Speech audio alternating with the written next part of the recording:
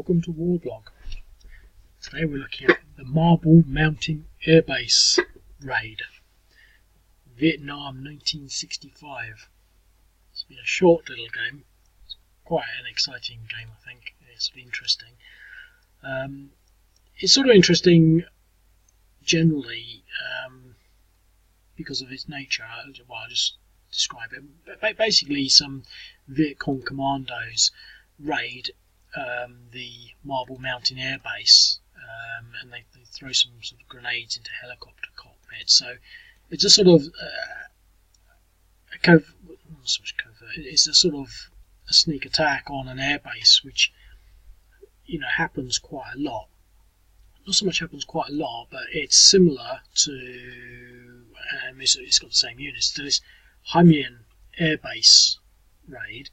Now this they actually had some drones, and they actually also had some mortars. Now we've got mortars in this one, but I'm not sure whether I'll be able to find it.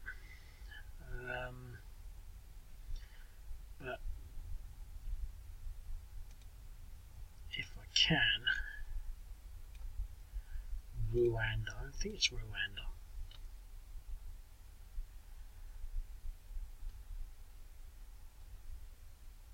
I'm going to do another one of these as well. They come in a pair. There's the second attack was what was it doing? Was it Chu Lai, where VC mortar destroyed two jet fighters and 5 other aircraft. I don't think it's this one.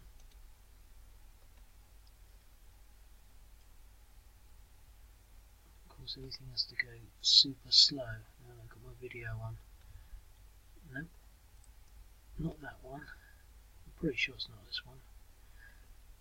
I can never figure these things out.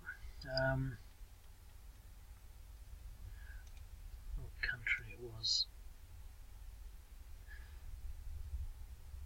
Frustrating, really.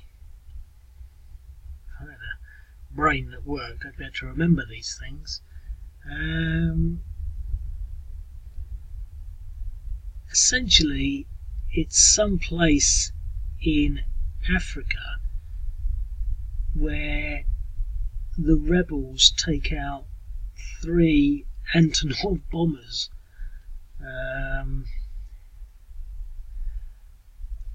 I'm pretty sure that Google would not help if I typed in Warblog Antonov bombers, because Google basically doesn't serve me up in anything other than the most bleeding obvious terms. Warblog Antonov bombers, and considering I don't even know how to spell Antonov, I'm pretty sure that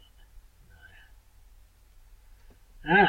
But YouTube has served up something, but that's not what we're looking for.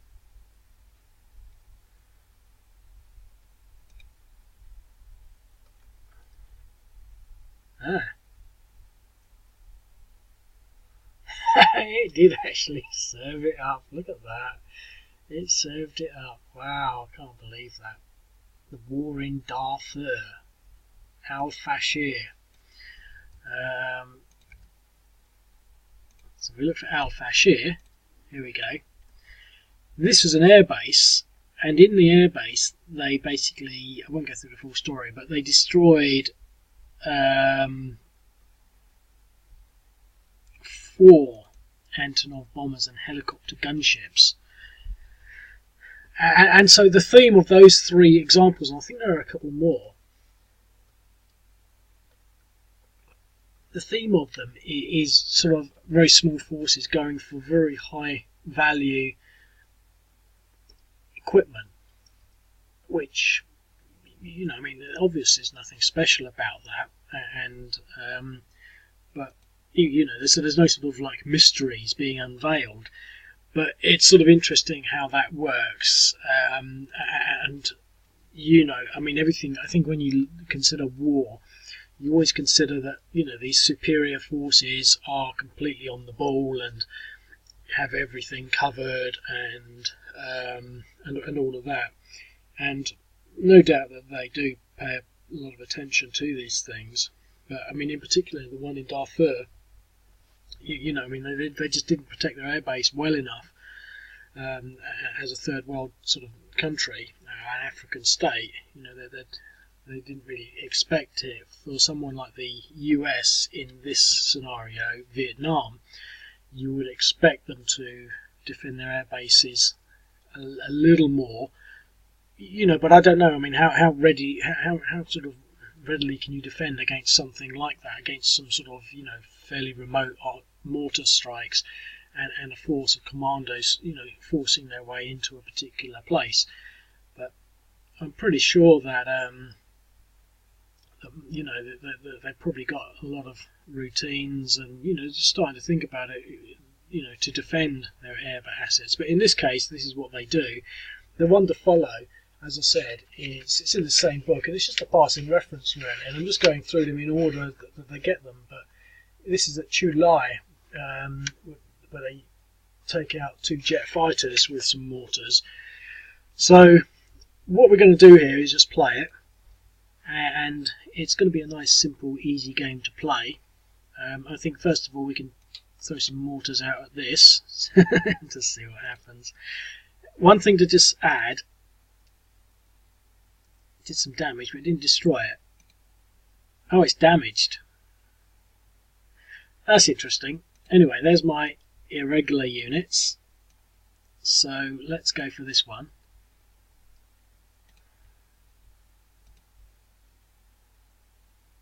So I eliminated that unit. So basically the objective here is to do as much damage as possible. Now, I've not really given it a great deal of thought, but I am predicting that it won't be able to do everything, especially taking out this unit here. So we now move on to the next turn. Now, the air units can't move, but we've got some Marines in here. So obviously they can now perhaps move down here, but would they want to? Because they're protecting an air asset, so they're just going to sit there. Because the thing is, if I move into there, these irregulars, and they're actually commandos, but if I give them commandos, they would have a higher strength and much higher multipliers. I don't want to make them that strong because there were only 30 of them, so that's why I've given them irregulars. But if I moved into there, the irregulars would be going to there, and then into there, and actually, I don't think they'd be able to take it, but they'd destroy another air asset. Now, at the moment, we can't really stop them unless we move into there and attack. Actually, that's a good idea. I think that's a better idea because we should win.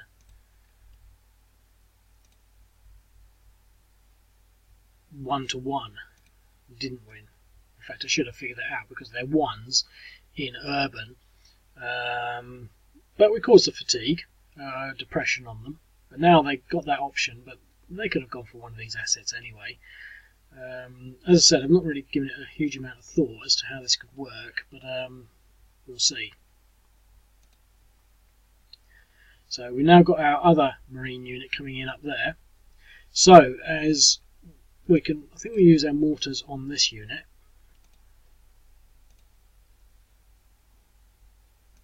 Okay, and I think we will try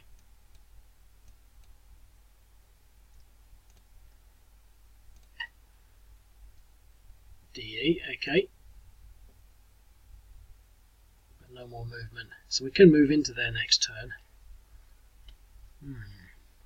Okay, so what to do? Well, let's see how far we can get these Marines.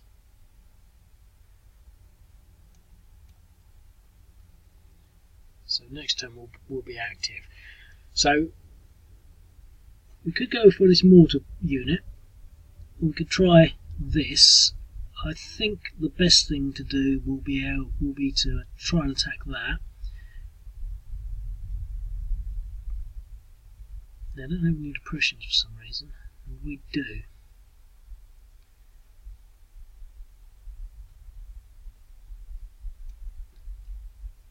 I think we've got to try. It's a desperate struggle. Ooh.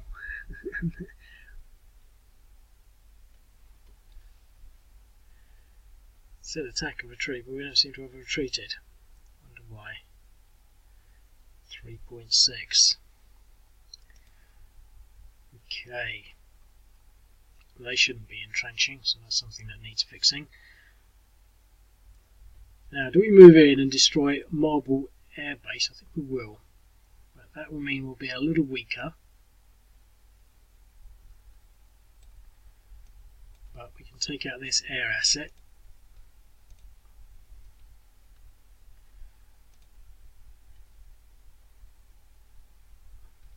And that's it.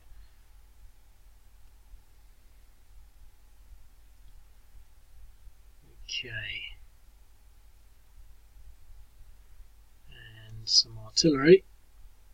Or some mortar. Mortars. No effect. Okay, well, the Marines are coming in now.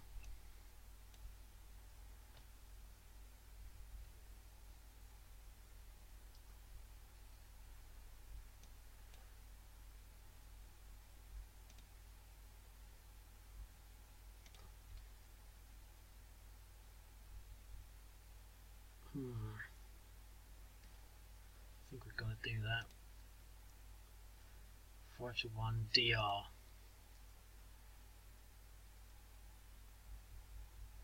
Okay, so he's got a depression now.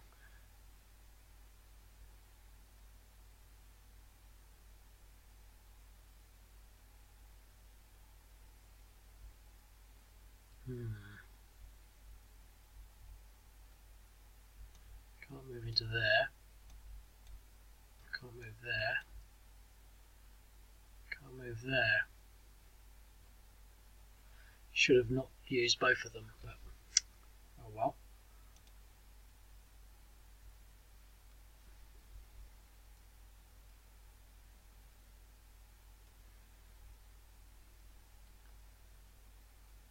With a Viet Cong unit.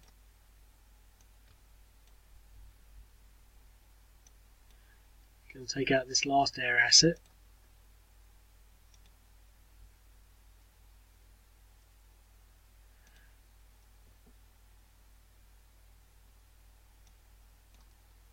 Fire our mortars into here. 1.5. Okay, so it's now the US turn. They've lost all the air assets, so it's been a very good scenario for them. Now I'm sort of thinking, well, how could we make that more realistic or reflect, what actually happened? And I think the first thing to bear in mind is that it might not always go like that. What I was sort of envisaging was we might get one or two of them and then get pushed back, but the odds against them in their 1-to-1 were a bit low, so I might put 2 units in there, or 1 here to start off with, I think, and then they'll have to move it down here, and that might give them a bit more of an edge, because it's pretty much a major defeat. They've lost all their helicopters and they've suffered some damage to the base. It looks like they'll now be able to at least push this unit back.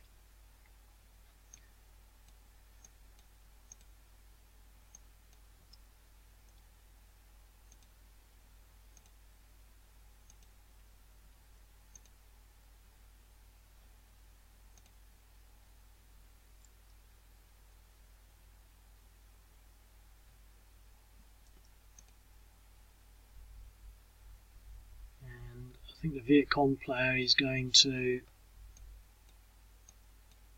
retreat. I mean, I could sit there and fire at them, but that's not golf, is it? So, so that's that really. I will make an adjustment to it to put in. I think I'm going to put another Marine unit in there.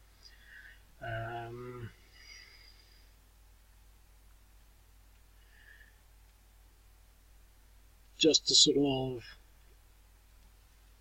give them a little more sort of I don't know, credibility. I mean, for example, there's no artillery, there's no sort of, air power in support, all really because, it wasn't that sort of offensive. I mean, these are only sort of 30 people, so I think in theory, generally they should really only be able to get 1 or 2 units if they do really, really well, 3 or 4. But I don't think we actually excelled to do that in this scenario. So I think 1 more unit should at least give them the edge. Maybe if I put it there, something like that. But anyway, so I hope you enjoyed that. I mean, the theme obviously is sort of sneak attacks on air bases and the sort of the return on investment, if you can think of it that way. The amount of damage that you can achieve, regardless of who it is. I think the Syrians also lost some planes recently. It just seems that particularly hard to defend. And I mean, although this is Vietnam, the recent one in Syria against the Russian airbase with the drones, I just think that was, and also the hint of the Americans actually flying around, possibly even controlling the drones or providing GPS support for the drones, etc., etc. I think we're going to see a lot more drone-based sort of activity against air bases.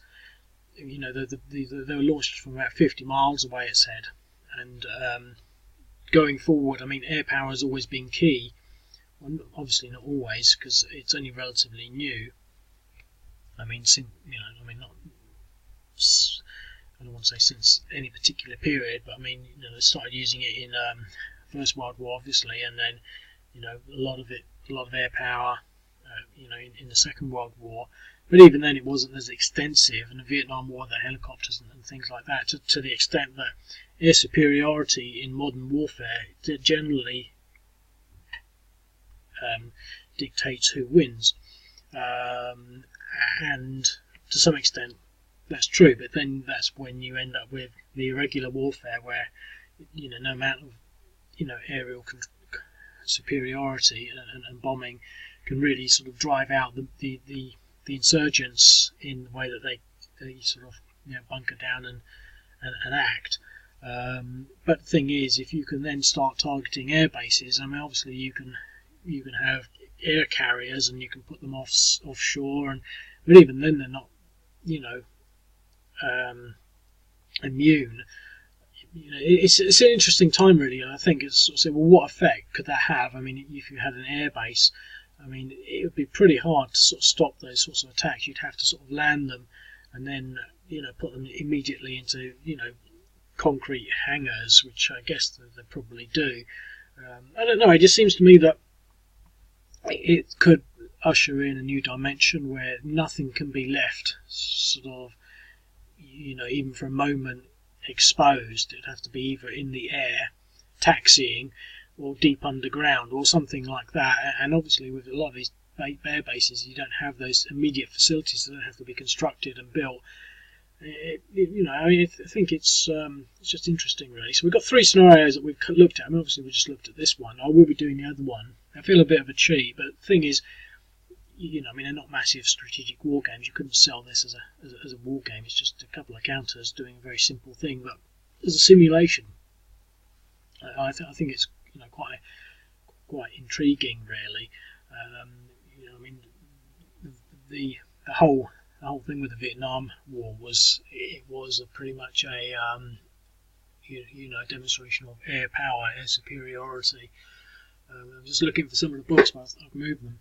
They're not in front of me anymore. But on the Vietnam being a sort of the air in the war was key. I mean, there was probably more activity in the air than there was on the ground. I mean, I'm just making that up. I'm guessing. I mean, but it was the helicopters were tried and tested and bedded out in Vietnam, and I mean, to some extent they were involved with some carpet bombing, but long-range bombing, heavy bombing, air support, ground attacks, ground assaults, napalm and all that sort of stuff. I mean, it's all a lot of it is just air-driven, and I've said this a lot of times. I mean, I wonder how Vietnam would have gone if it had been 10 years later, when they could have got the sort of surface-to-air technology that they have, in Afghanistan and today, and even now with the drones. I don't think we haven't had a lot of reports of them, but I just can't see them not being more and more significant. And I don't really why I'm focusing on the drones, but it just seems that when air assets on the ground, they've got to be targets, and I'm pretty sure that dating all the way back to whenever, they've had protocols and strategies for protecting air assets on the ground, forward air bases and control and security of forward air bases with their radars and their sort of perimeter control systems, motion detections, all that sort of stuff.